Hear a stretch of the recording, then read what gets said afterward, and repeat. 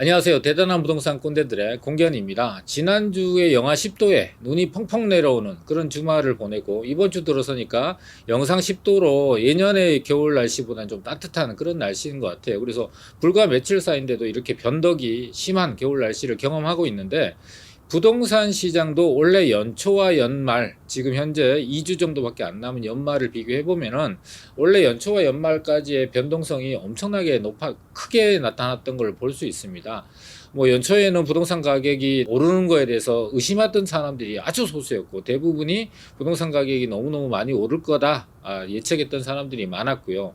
지금 같은 분위기에 보면은 같은 날인데도 부동산에 대한 뉴스들이 보는 시각에 따라서 긍정적으로 보는 시각 또는 대단히 부정적으로 보는 시각들이 같은 날 뉴스에 같이 쏟아져 나오다 보니까 우리 시청자분들 입장에서 보면은 뉴스를 듣는 것 자체가 굉장히 스트레스를 받거나 오히려 혼란을 가중하고 있는 것이 아닌가라고 합니다.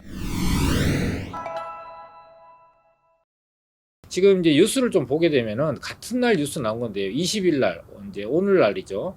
원래 아파트값 상승률 작년에 2배, 공시가격이 오를 수밖에 없다. 뭐 내년에 공시가격이 오른다라는 건 이미 기정사실화되어 있는 상황이고, 최근에 종합부동산세라든지 이런 것들이 고지서가 발부가 되면서 또 그 보유세 폭탄이라는 얘기가 나오고 있는 상황인데, 같은 날 뉴스인데요.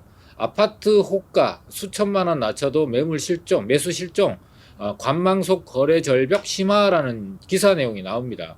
그리고 이틀 전이나 이렇게 보면은 매매도 전세도 멈췄다.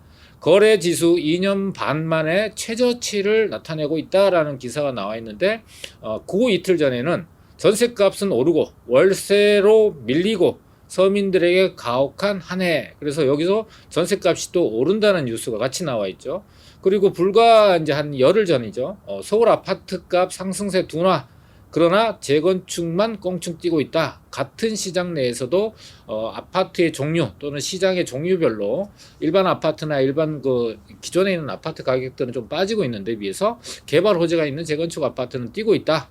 이렇게 이제 상반된 기사가 한꺼번에 나오는 경우도 있고, 아파트 월세 지수 거래량 역대 최고치, 내년도 불안하다. 원래도 많이 올랐는데 내년도 충분히 많이 오르지 않을까라는 불안감이 있다라는 기사들이 이제 혼재돼 있다 보니까 매일매일 기사를, 부동산 뉴스를 보는 우리 시청자분들 입장에서는 오히려 이게 오른다는 거야, 내린다는 거야 라는 것 때문에 더 혼란을 느끼고 있는데요. 여기에 이제 미시적으로 우리나라의 부동산 시장 상황을 보여주는 그런 뉴스라면은요, 거시적으로 좀 보게 되면은 확실한 건 하나 있는 것 같아요. 왜냐하면은 인플레이션이 장기화될 거다. 이제부터 시작이다. 최근 2년 동안에 시장에 쏟아부었던 자금이, 화폐가 엄청나게 많다 보니까 화폐 가치가 하락이 분명히 온다. 그래서 그걸로 인해서 인플레이션 온다. 그거에서 대비하기 위해서 금리를 인상한다.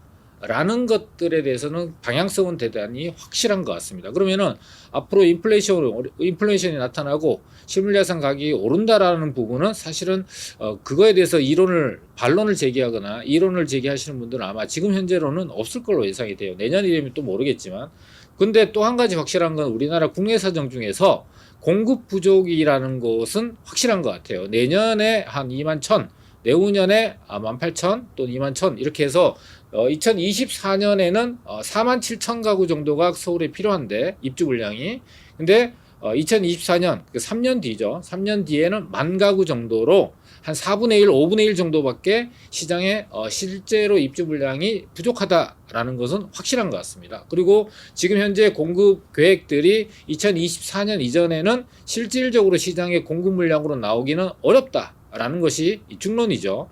그 다음에 또 한 가지 봐야 될 거는 2006년부터 지금까지의 부동산, 특히나 이제 서울의 부동산 그래프를 제가 이제 준비를 했는데, 파란색이 매매입니다. 빨간색이 이제 전세고요. 그래서 매매와 전세가 이렇게 역전되는 게 아니고 이건 상승률을 나타내는 거니까, 요게 전세 가격 지수가 높을 때는 매매 가격이 상승하는 것보다 전세 가격의 상승률이 높았다라는 것이지, 전세가가 매매 가격을 역전했다는 그래프는 아니니까 참고하셔서. 자, 그러면은 매매 가격이 치고 올라갈 때는 전세 가격이 좀 잠잠하다가 전세 매매 가격이 조금 더 수그러들고 쉬어가고 있는 타이밍에는 전세 가격이 또 밀어 올라서 그 다음에 매매 가격을 다시 밀어 올리는, 그래서 지금 현재 보면은 전세 가격과 매매 가격이 동반해서 상승하고 있는 이런 그래프를 보입니다. 이 이유는 딱 한 가지죠. 공급 부족 때문입니다. 살 집이 없는데 전세고 매매고 안 오를 수가 없는 상황이잖아요. 자, 그래서 미시적으로 봤을 때도 시장은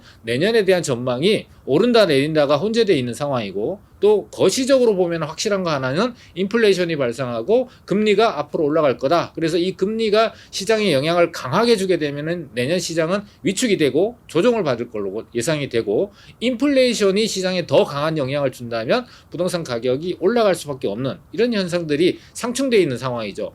어떤 시기든 간에 부동산 시장에서는 악재와 호재가 항상 상존합니다. 같이 존재를 해요. 근데 여기서 악재가 힘이 셀 때는 시장이 하락을 하고요. 호재가 힘이 셀 때는 상승을 하죠. 근데 뭐 화폐 가치 하락이 호재라고 얘기하기는 어렵지만 어쨌든 가격 상승을 유발하는 그런 중요한 요인으로서 화폐 가치 하락은 그동안에 장기간 20년, 30년, 40년 동안에 부동산 시장에 영향을 줘왔던 것은 분명한 사실인 것 같습니다. 그리고 또 한 가지는 최근에 이렇게 보게 되면은 최근 몇 년간 사이에 부동산 가격이 많이 오를 때 흐름을 보게 되면은 처음에는 신규 아파트 가격들이 치고 올라왔었습니다. 그리고 두 번째가 신규 아파트 가격이 오르니까 이제 신규 아파트가 될 아파트인 재건축 아파트 가격이 올랐고요. 또 재건축 아파트 가격이 오르니까 주변에 있는 기존 아파트 가격이 올랐어요. 그리고 이제 노후 단독 다세대 빌라들이 아파트가 되는 재개발들이 지금 현재 시장에 가장 선도하는, 가격을 선도하는 전체 시장을 이끌고 있는 그런 이제 종목으로서 자리를 잡고 있는 거거든요. 이게 수레바퀴처럼, 이게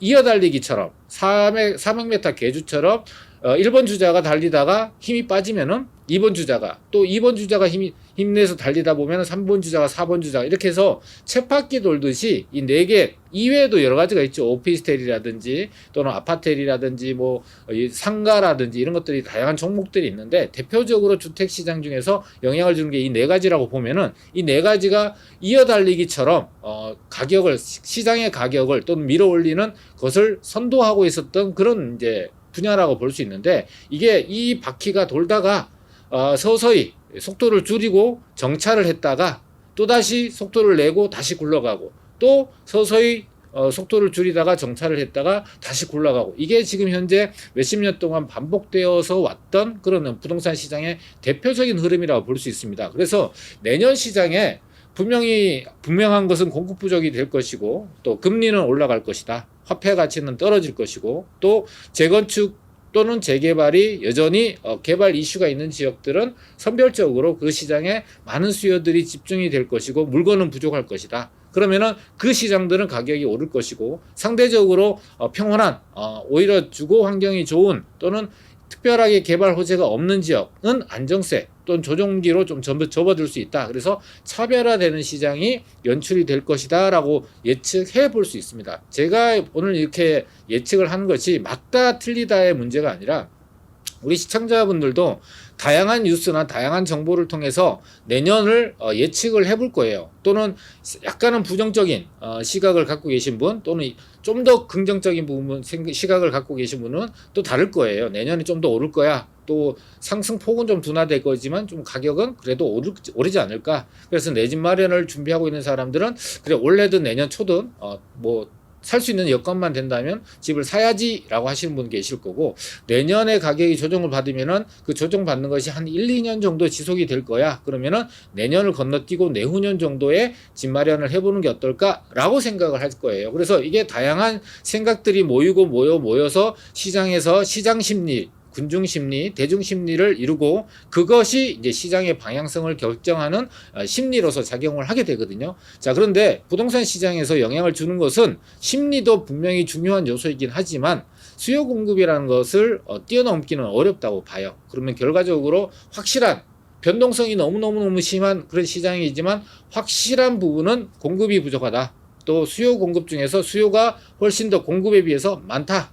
그리고 서울이라는 지역 또는 수도권이라는 지역은 살고 싶어 하는 사람과 사고 싶어 하는 사람들이 굉장히 많은 그런 대단히 넓은 수요 풀을 갖고 있는 지역이다라는 것은 분명한 것 같아요. 그래서 화폐 가치 금리 인상 여러 가지 요소들이 시장에 영향을 미치겠지만은 이런 네 가지의 종류가 시장에서 쳇바퀴 굴러가듯이 굴러가다 잠시 쉬어갈 수는 있겠지만 또다시 이 수레바퀴가 돌아간다면 또다시 부동산 가격은 올라갈 수 있는 여력은 있다라고 판단이 됩니다. 그래서 오늘은 제가 결론을 내자는 것이 아니라 우리 시청자분들이 앞서 제가 보여드렸던 국내의 열흘치 정도의 뉴스에서도 다양한 뉴스가 나왔고 또 거시경제적으로 보면은 금리가 오르고 인플레이션이 발생하고 화폐 가치가 떨어진다는 부분도 또 확실한 부분이 있어요. 그래서 변동성이 심한 거에 대한 거를 갖고 판단 기준을 잡으면은 그 변동성에 일일이 대응을 해야 되기 때문에 사실은 그런 부분은 전문가들도 대응하기가 상당히 어렵다라고 봅니다. 그래서 확실하고 변동성이 없는 확실한 어떤 지표라든지 방향성을 갖고 본다면 판단을 내리는데 도움이 되지 않을까라는 생각에서 오늘 영상을 찍었으니까요.